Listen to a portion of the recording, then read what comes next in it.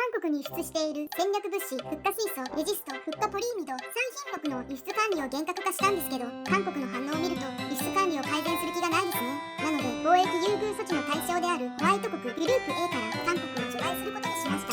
そんなの強制徴用判決に対する明白な貿易報復だろ。日本の輸出規制は自由貿易の原則に反している。 WTO に提訴するぞ。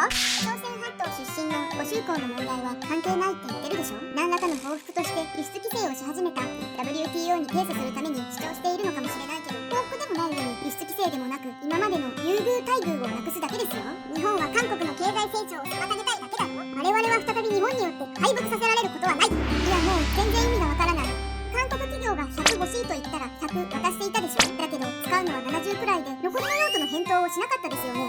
残りの用途を説明すれば済む話だったんですよ。説明もないし物資が行方不明になっているんだから必要な量を渡すために管理強化するのは当然でしょ。韓国の輸出管理は適正だ。物資が行方不明になっているなんて北朝鮮への横流しを疑っているようだが、いかなる証拠もない。韓国が北朝鮮や第三国に横流ししたと言ってホワイト国から除外したわけではないですよ。まあ行方不明なのは確かですけどね。行方不明だというフッ化水素は日本に返品した不良品のことだろ。不良品を返品したというけど、今年日本がフッ化水素の返品を受け取った数はたったの 120kg しかないですよ。残りはどうなっているんですか？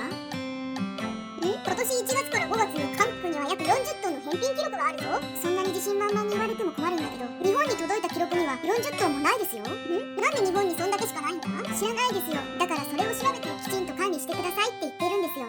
あと韓国で物資の密輸摘発が過去4年間で156件ありましたよね。そのうち大量破壊兵器関連事案は102件もありますよ。摘発リストにイランやシリアへの密輸もあるし、北朝鮮への密輸海交易拠点である国々も含まれている。怪しすぎるでしょ。いやいや、密輸を摘発しているのだから戦略物資の管理が効果的で透明に運営されている証明だろう。むしろ韓国の輸出管理は日本より信頼度が高い側面がある。実効性に疑問を提起した国は日本しかないぞ。世界で最も強力な輸出統制システムを運用する米国でも不正輸出の摘発数が多い。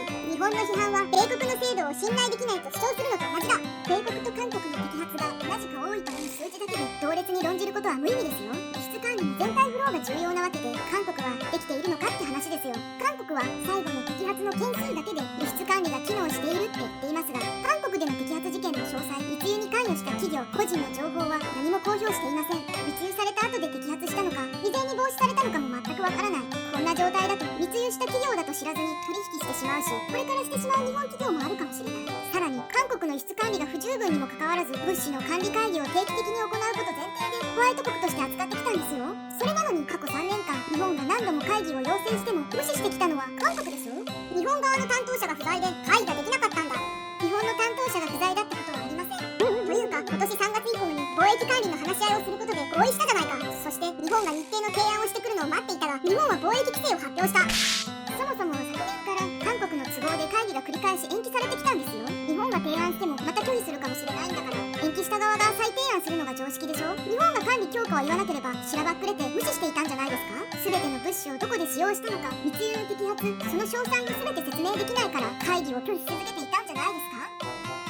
日本でも戦略物資の密輸は起きている。1996年から2003年までに30件を超える北朝鮮向け密輸出が摘発されたじゃないか。それには核開発や生物化学兵器の製造に活用できる戦略物資も含まれている。北朝鮮への安保理制裁決議は2006年からですよ。そして事件の詳細を見ると、北朝鮮、韓国人とおぼしき名前が多数摘発されていますね。摘発された人物、組織、企業も日本は公開しているので、そういうこともわかるんですよ。韓国も摘発された数だけじゃなくて詳細情報を公開しないとダメですよ。日本側は信頼関係が損なわれたと言っている状況で GSOMIA を維持する名分がなくなった。よって GSOMIA の更新を終了することにした。日本がホワイト国除外を撤回するんだったら GSOMIA を継続してもいいぞ。 GSOMIA は日本の輸出管理とは何の関係もありません。徴用工判決も日本の輸出管理とは関係がないだろう。初めから日本も徴用工判決と輸出管理強化とは関係ないと言っていますよ。理解しているのか怪しいので最後にもう一度説明しますが、ホワイトリストから除外されても韓国企業が適切な手続きをして最終使用者がはっきりしている場合は必要な量を問題なく輸入できるんですよ。他のアジアの国々も同じ条件なので、やましいことがなければ韓国企業も問題はないはずです。韓国も日本への戦略物資の輸出管理を強化する。日本をホワイトリストから除外する。まあそれはいいんですけど、何を根拠に除外するんですか？国際的な輸出管理体制の原則に背いて制度を運用したり、不適切な運用事例が繰り返し発生したりする国とは厳密な協力が難しいということだ。それってつまり日本が韓国をホワイト国から除外したこと自体が不適切な運用だと、それを根拠として輸出管理強化をするということですか？韓国自身が報復だと宣言しているようなものだし、どう見ても WTO 協定違反ですよ。徴用国判決の報復で輸出規制を始めた日本が何を言っている？日本の戦略物資に対する輸出管理体系が適切でないために行った措置だ。ああ、そうですか。じゃあ日本は輸出管理が適切ではないということなので、これからさらに徹底して管理強化をしていきますね。いや、ちょっと待って、協議の要請をする。まずは韓国が輸出管理の改善と行方不明物資の説明をするまで協議はしませんよ。